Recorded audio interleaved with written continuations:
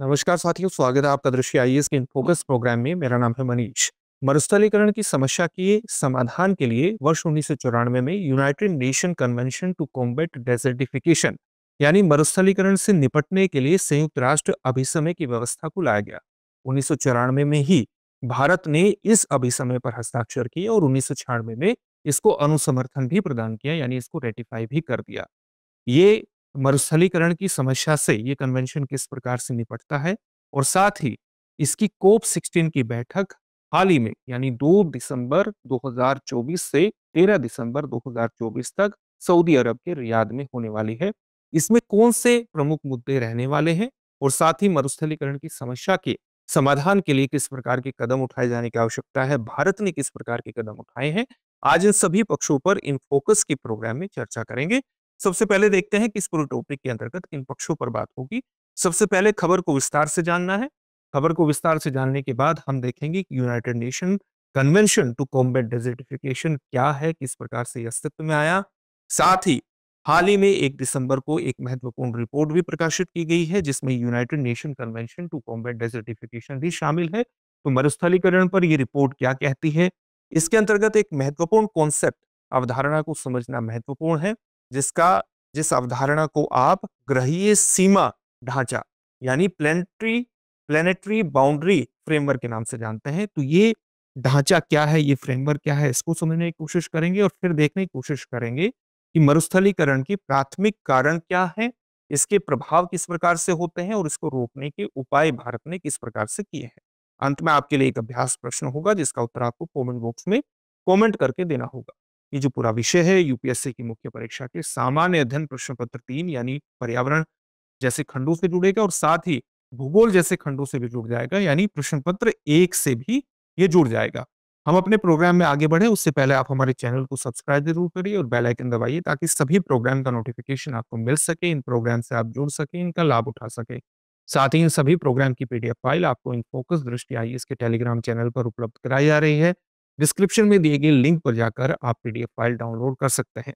Programme में आगे बढ़ेंगे लेकिन उससे पहले आपके लिए एक सूचना है और सूचना ये है कि अब यूपीएससी का हब मुखर्जी नगर नहीं नोएडा होगा। दृष्टि आईएएस मुखर्जी नगर की सभी क्लासेस अब नोएडा में शिफ्ट हो चुकी है। यूपीएससी की तैयारी के लिए मुखर्जी नगर नहीं नोएडा चलें, क्योंकि दृष्टि आईएएस मुखर्जी नगर की सभी क्लासेस अब नोएडा में होंगी। और नोएडा में कहाँ होंगी? नोएडा सेक्टर 15 में होंगी। हमारा पता है C171/2 block A sector 15 Noida Uttar Pradesh और यह स्थान नोएडा सेक्टर 15 मेट्रो स्टेशन के पास स्थित है। आप 9311406440 पर भी कॉल कर सकते हैं। नोएडा में 2 महत्वपूर्ण बैच प्रारंभ हो रहे हैं, एक हिंदी माध्यम का और एक इंग्लिश माध्यम का। हिंदी माध्यम का आईएएस फाउंडेशन कोर्स 9 दिसंबर से प्रारंभ होगा जिसका समय होगा सुबह 11:30 बजे। उसी प्रकार से अंग्रेजी माध्यम का भी आईएएस फाउंडेशन कोर्स 12 दिसंबर से प्रारंभ होगा जिसका समय होगा शाम को 6 बजे। इसी प्रकार से लखनऊ में भी हिंदी माध्यम का आईएएस फाउंडेशन कोर्स 29 नवंबर से प्रारंभ हो रहा है जिसका समय होगा सुबह 11:30 बजे। और इंग्लिश माध्यम का भी आईएएस फाउंडेशन कोर्स लखनऊ में 29 नवंबर से प्रारंभ हो रहा है जिसका समय होगा सुबह 11:30 बजे।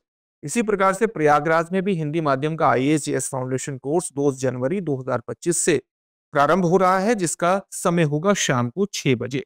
आप 8750187501 पर कॉल भी कर सकते हैं, इन बैचेस में एडमिशन ले सकते हैं, सफलता की दिशा में आगे बढ़ सकते हैं।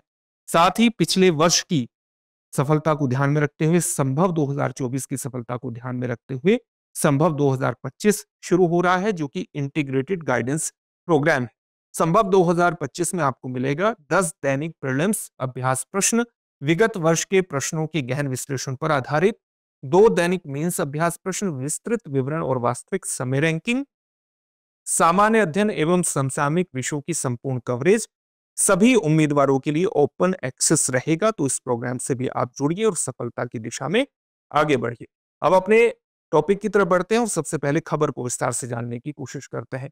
अभी आपको बताया गया था कि मरुस्थलीकरण की समस्या से निपटने के लिए वर्ष 1994 में यूनाइटेड नेशन कन्वेंशन को अपनाया गया था, यानी United Nation convention to combat desertification को अपनाया गया था।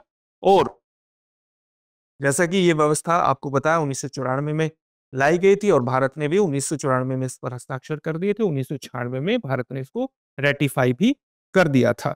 साथ ही इसके जो कन्वेंशन की शुरुआत हुई थी, पहला जो कन्वेंशन हुआ था, यानी कोप की जो बैठकें शुरू हुई इस यूएनसीसीडी के अंतर्गत, वो 1997 से शुरू हुई थी और पहली बैठक कहाँ हुई थी? रोम, यानी इटली में हुई थी पहली बैठक। और इस प्रकार से अब इसकी 16वीं बैठक सऊदी अरब के रियाद में होने जा रही है। इसमें पक्षकारों की संख्या कितनी है? पक्षकार मतलब कॉन्फ्रेंस ऑफ पार्टीज, अलग अलग देशों की संख्या कितनी है? इसमें देशों की संख्या 196 है प्लस यूरोपियन यूनियन, यानी इसके पक्षकारों की संख्या कितनी हुई? 197 हुई। तो इन सभी पक्षकारों की बैठक होगी जिसमें मरुस्थलीकरण की समस्या से निपटने के लिए विभिन्न मुद्दों पर चर्चा करने वाले हैं। इसमें जो तात्कालिक एजेंडा रहेगा वो रहेगा भूमि क्षरण को दूर करने पर ध्यान केंद्रित रहेगा। जो भूमि क्षरण बहुत ही असहनीय सीमा तक बढ़ गया है, एक ऐसी सीमा तक बढ़ गया है जिससे पर्यावरणीय नुकसान बेहद ज्यादा है। जब हम मरुस्थलीकरण की बात करते हैं तो इसका मतलब सामान्य तौर से मान लिया जाता है कि रेगिस्तानी क्षेत्र का विस्तार हो रहा है या रेगिस्तान का विस्तार हो रहा है, जबकि ये गलत अवधारणा है। भूमि क्षरण या माफ कीजिएगा, जो डेजर्टिफिकेशन मरुस्थलीकरण होता है उसका मतलब रेगिस्तानी क्षेत्र में विस्तार नहीं होता। उसका मतलब एक ऐसी प्रक्रिया से होता है, यानी मरुस्थलीकरण एक ऐसी प्रक्रिया है जो मानव निर्मित कारकों की वजह से या प्राकृतिक कारकों की वजह से जो शुष्क भूमि है उसकी जैविक जो उत्पादकता है वो बेहद कम हो जाती है, उसकी जैविक उत्पादकता बेहद ज्यादा नकारात्मक हो जाती है और इसके कारण मरुस्थलीकरण की स्थिति या भूमि क्षरण जैसी स्थिति का सामना करना पड़ता है। तो सामान्य तौर से अगर भूमि क्षरण की स्थिति पर हम नियंत्रण स्थापित कर लें तो मरुस्थलीकरण की प्रक्रिया को हम रोक सकते हैं। और यही कारण है कि जितनी भी बैठकें होती हैं, इसमें भी जो तात्कालिक एजेंडा है जो बैठक का कोप 16 का, वो है भूमि क्षरण को दूर करने पर ध्यान केंद्रित करना, ताकि हम डेजर्टिफिकेशन यानी मरुस्थलीकरण की समस्या से निपट सके। 1 दिसंबर को एक महत्वपूर्ण रिपोर्ट प्रकाशित हुई है। इस रिपोर्ट का जो शीर्षक है वो है stepping back from the precipice, transforming land management to stay within planetary boundaries. यानी खाई से पीछे हटना। किस खाई से पीछे हटना? उस स्थिति से पीछे हटना जहां पर हम मरुस्थलीकरण की एक ऐसी स्थिति को पैदा ना कर दे जिससे बहुत ज्यादा पर्यावरणीय नुकसान हमें हो जाए। तो उस तरह की स्थिति से पीछे हटना। ग्रहीय सीमाओं के भीतर रहने के लिए भूमि प्रबंधन में परिवर्तन, यानी हमें अपने भूमि लैंड मैनेजमेंट में इस प्रकार से परिवर्तन करना पड़ेगा कि हम ग्रहीय सीमाओं के भीतर रहें। इस ग्रहीय सीमाओं के कॉन्सेप्ट को हम समझेंगे, प्लेनेटरी बाउंड्रीज की कॉन्सेप्ट को हम समझने की कोशिश करेंगे। यहां पर आप इसका सामान्य अर्थ समझिए कि उन सीमाओं का उल्लंघन करना जहां पर हम पर्यावरणीय स्थिरता को नकारात्मक रूप से प्रभावित करते हैं या पर्यावरणीय अस्थिरता पैदा कर देते हैं। तो उन सीमाओं की पहचान 9 ग्रहीय सीमाएं निर्धारित की गई हैं। अभी उस पूरे कॉन्सेप्ट को समझेंगे। तो ये रिपोर्ट प्रकाशित हुई है और ये रिपोर्ट किसके द्वारा प्रकाशित की गई है? यूएनसीसीडी और इसके अलावा Potsdam Institute for Climate Impact Research द्वारा ये रिपोर्ट जारी की गई है। इस रिपोर्ट में सीधे तौर पर कहा गया है कि ग्रह की पर्यावरणीय सीमाओं के भीतर रहने, साथ ही भूमि क्षरण से निपटने और टिकाऊ भूमि उपयोग यानी सस्टेनेबल भूमि उपयोग सुनिश्चित करने के लिए भूमि प्रबंधन प्रथाओं को बदलने की आवश्यकता पर ही यह बल दिया गया है इस रिपोर्ट के अंतर्गत। इसके कारण यह पूरा टॉपिक चर्चा में आ जाता है। सबसे पहले यूएनसीसीडी को ही विस्तार से जान लेंगे। अभी आपको बताया गया था इस व्यवस्था को 1994 में लाया गया था। भूमि को प्रोटेक्ट करने, उसकी यानी उसकी रक्षा करने, उसे बहाल करने यानी उसे रेस्टोर करने और एक सुरक्षित, न्याय संगत और अधिक टिकाऊ, अधिक सस्टेनेबल भविष्य सुनिश्चित करने के लिए इस पूरी कन्वेंशन को लाया गया था। यूएनसीसीडी मरुस्थलीकरण यानी डेजर्टिफिकेशन और सूखे के प्रभावों को संबोधित करने का कोशिश करता है, मरुस्थलीकरण से निपटने का प्रयास करता है और सूखे का जो प्रभाव है उससे भी निपटने का प्रयास करता है। और ये यूएनसीसीडी जो है वो एकमात्र कानूनी रूप से बाध्यकारी ढांचा है, यानी लीगली बाइंडिंग ट्रीटी है। यानी भारत अगर इसका अनुसमर्थन करता है तो भारत को भी इसके अंतर्गत आने वाली व्यवस्थाओं का अनुपालन सुनिश्चित करना बेहद आवश्यक है। अभी आपको बताया गया था इसके 197 पक्षकार हैं जिसमें 196 देश हैं और यूरोपीय संघ 197वां एक पक्षकार है। सम्मेलन भागीदारी, साझेदारी और विकेंद्रीकरण के सिद्धांतों पर आधारित है। भूमि क्षरण के प्रभाव को कम करने के साथ साथ हमारी भूमि की रक्षा करने के लिए एक बहुपक्षीय प्रतिबद्धता को अभिव्यक्त करता है यूएनसीसीडी, ताकि हम सभी लोगों के लिए भोजन, पानी, आश्रय और आर्थिक अवसर प्रदान करने में सक्षम हो सके। ये यूएनसीसीडी की पूरी व्यवस्था है। अभी जो रिपोर्ट प्रकाशित हुई है 1 दिसंबर को, वो रिपोर्ट किस तरह की बातें कहती है उसको भी जान लेते हैं। भूमि क्षरण रिपोर्ट में सीधे तौर पर कहा गया है कि जो भूमि क्षरण है यानी लैंड डिग्रेडेशन है, वो एक महत्वपूर्ण सीमा को पार कर चुका है। एक ऐसी सीमा को पार कर चुका है जिससे पृथ्वी की हमें सस्टेन करने की जो क्षमता है वो बेहद ज्यादा कम हो गई है। मानवता को सहारा देने की उसकी जो क्षमता है पृथ्वी की, वो बेहद ज्यादा कम हो गई है। इतना ज्यादा लैंड डिग्रेडेशन हुआ है। इसके एक आंकड़े को देख लेते हैं। इसमें बताया गया है कि 15 मिलियन वर्ग किलोमीटर क्षेत्र भूमि क्षरण से प्रभावित है, जो कि अंटार्कटिका महाद्वीप से बड़े आकार को कवर करता है। यानी अंटार्कटिका महाद्वीप से भी बड़े क्षेत्र का भूमि क्षरण हो चुका है, और जो लगभग रूसी महासंघ यानी जो रशियन फेडरेशन है उसके आकार के बराबर लगभग बैठता है। भूमि क्षरण से प्रभावित क्षेत्र प्रत्येक वर्ष लगभग 1 मिलियन वर्ग किलोमीटर की दर से बढ़ रहा है, जो अपने आप में एक बहुत तीव्र दर को प्रदर्शित करता है। दुनिया के अधिकांश गरीब लोग हैं वो इसी क्षेत्र में रहते हैं, भूमि क्षरण से प्रभावित क्षेत्र में रहते हैं, और जिनकी जनसंख्या जो वैश्विक स्तर पर कितनी बैठती है, 1.2 बिलियन लोग लगभग इस भूमि क्षरण से प्रभावित क्षेत्र में रहते हैं, प्रभावित क्षेत्रों में रहते हैं, और उनकी संख्या 1.2 बिलियन लोगों के आसपास है। कौन से में कारण है जिससे भूमि क्षरण हो रहा है? एक है वनों की कटाई, एक है शहरीकरण, और एक है असंवहनीय कृषि पद्धतियां। उस तरह की कृषि पद्धतियां जो कि असंवहनीय असंवहनीय है, अनसस्टेनेबल है, यानी सतत नहीं है, असतत है, जिनको बनाए नहीं रखा जा सकता, जिनके भूमि क्षरण पर नकारात्मक प्रभाव बेहद ज्यादा होते हैं। तो इन सभी कारणों से भूमि क्षरण हो रहा है, चाहे वो वनों की कटाई हो, शहरीकरण हो, या असंवहनीय कृषि पद्धतियां हो। एक ये जो सारी गतिविधियां हैं, ये मिलकर न केवल विभिन्न पृथ्वी प्रणालियों के लिए खतरा है, जो हमारा अर्थ सिस्टम है उसके लिए खतरा है, बल्कि मानव के अस्तित्व के लिए भी प्रत्यक्ष रूप से खतरा उपस्थित करवाती हैं, और इसलिए इस समस्या से निपटना बेहद ज्यादा महत्वपूर्ण है। एक कॉन्सेप्ट की चर्चा लगातार आ रही है, वो है ग्रहीय सीमा। तो इस ग्रहीय सीमा को समझने की कोशिश कर लेते हैं कि ये ग्रहीय सीमा क्या है। वस्तुतः ग्रहीय सीमा क्या है, इसका जो कॉन्सेप्ट है, इसका जो फ्रेमवर्क है, वो वर्ष 2009 में जोहान रॉकस्ट्रॉम द्वारा प्रस्तुत किया गया था। इस 9 ग्रहीय सीमाओं की पहचान की है कि अगर हम इन सीमाओं को क्रॉस करते हैं तो जो पर्यावरण की स्थिरता है वो खतरे में पड़ जाएगी, यानी पर्यावरण अस्थिर हो जाएगा, जिससे वापस लौटना बेहद ज्यादा मुश्किल है। तो इस तरह की कितनी सीमाएं हैं? 9 सीमाएं निर्धारित की गई हैं, और इन 9 सीमाओं में एक है जो हमारा लैंड सिस्टम है उसमें होने वाला परिवर्तन। और लैंड सिस्टम में परिवर्तन किसके माध्यम से सबसे ज्यादा होता है? भूमि क्षरण के माध्यम से होता है, लैंड डिग्रेडेशन के माध्यम से होता है। इसलिए यहां पर कहा गया है कि जो भूमि प्रणाली क्षरण है, ये उन 9 ग्रहीय सीमाओं में से एक है जो पृथ्वी की पर्यावरणीय स्थिरता के लिए सीमाएं निर्धारित करते हैं। यानी आप इसके डिग्रेडेशन को जल्द से जल्द रोकने का प्रयास कीजिए।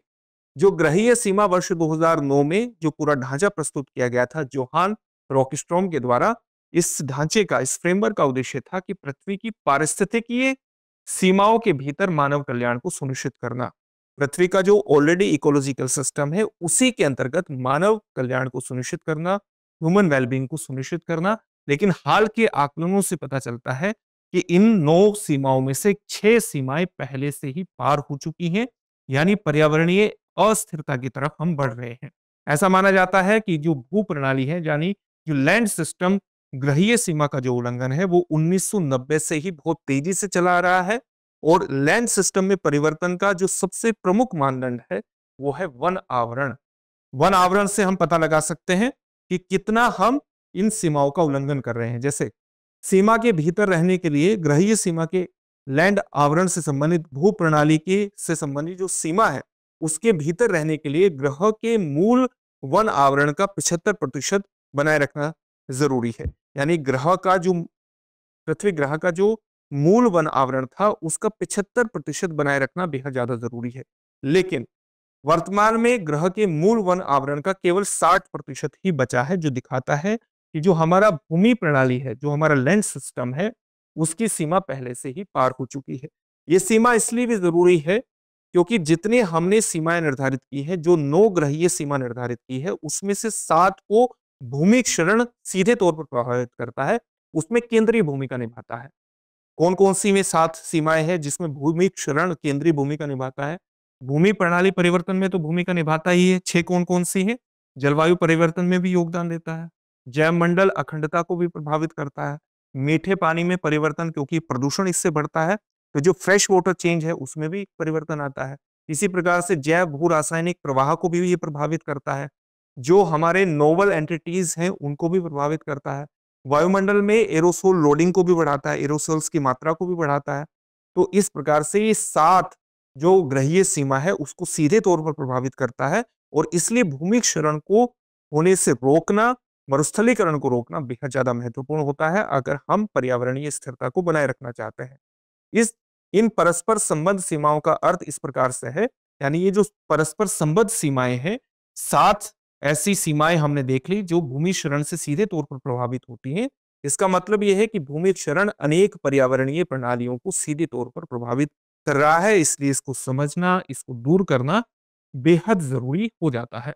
प्राथमिक कारण क्या है? प्राथमिक कारण माना गया है, इस रिपोर्ट में भी कहा गया है कि प्राथमिक कारण है हमारी कृषि और विशेष रूप से जो हम पारंपरिक खेती करते हैं वो भूमि क्षरण का प्रमुख कारण है, क्योंकि जो कृषि है वो अलग-अलग कारणों से भूमि क्षरण में योगदान देती है। कृषि करने के लिए हमें वनों की कटाई करनी पड़ती है। कृषि भूमि का विस्तार लगभग 90% प्रत्यक्ष वनों की कटाई के लिए जिम्मेदार माना गया है। इस रिपोर्ट में भी कहा गया है जो 1 दिसंबर को प्रस्तुत हुई। उसी प्रकार से पारंपरिक कृषि पद्धतियों से मृदा अपरदन और प्रदूषण भी होता है। फ्रेश वाटर चेंजेस में हमने देख लिया किस प्रकार से ये परिवर्तन करता है।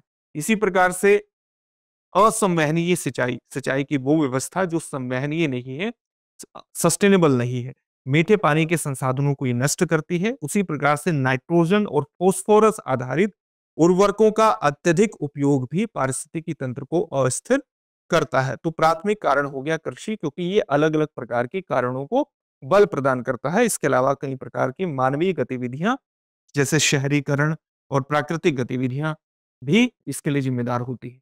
प्रभाव किस प्रकार से होंगे भूमि क्षरण के? ये प्रभाव इस प्रकार से होते हैं या मरुस्थलीकरण के प्रभाव, कुछ पर्यावरणीय प्रभाव होते हैं जैसे वनस्पति के विनाश को ये प्रदूषित करता है, जमीन बंजर हो जाती है, मिट्टी का क्षरण होता है, प्राकृतिक आपदाओं में वृद्धि होती है, भूमि का निम्नीकरण होता है, जल प्रदूषण, जैव विविधता को नुकसान और प्रजातियां विलुप्त भी इसके कारण होती हैं। कुछ आर्थिक प्रभाव है जैसे प्राकृतिक जोखिम की घटनाओं में वृद्धि होती है, बाढ़ और भूस्खलन, कृषि की उत्पादकता को खतरा होता है।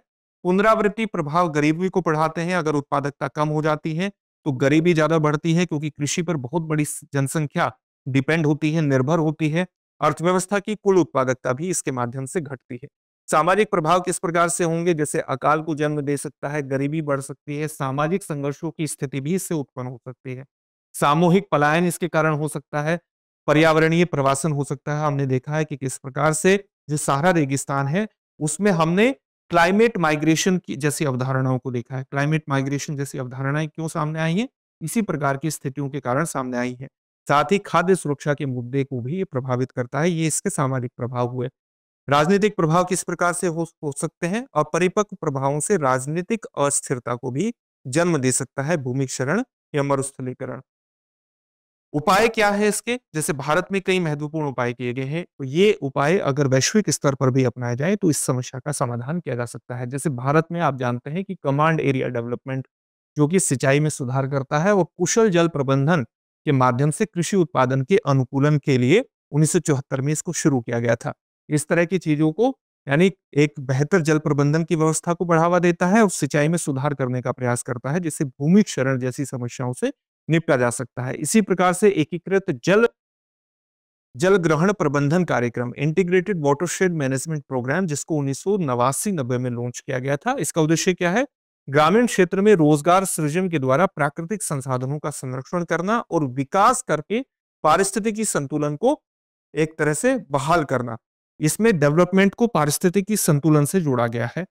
इस प्रोग्राम में एकीकृत जल संग्रहण प्रबंधन कार्यक्रम है। इसी प्रकार से कुछ और कार्यक्रम हैं जो भारत में शुरू किए गए हैं और वैश्विक स्तर पर शुरू किए जा सकते हैं, जैसे रेगिस्तान विकास कार्यक्रम 1995 में शुरू किया गया। इसी प्रकार से नदी घाटी परियोजनाओं और बाढ़ प्रवण नदियों से मिट्टी का संरक्षण जैसी योजनाओं को 2000 में शुरू किया गया। राष्ट्रीय वनीकरण कार्यक्रम को वर्ष 2000 में शुरू किया गया था। National action programme to combat desertification, desertification की समस्या को निपटाने के लिए एक नेशनल एक्शन प्रोग्राम को वर्ष 2001 में शुरू किया गया था। इस तरह के कार्यक्रमों को इम्प्लीमेंट करना पूरी तरह से, न केवल भारत के स्तर पर बल्कि वैश्विक स्तर पर भी इम्प्लीमेंट करने का प्रयास करना भूमि क्षरण की समस्याओं से निपटने में महत्वपूर्ण साबित हो सकता है।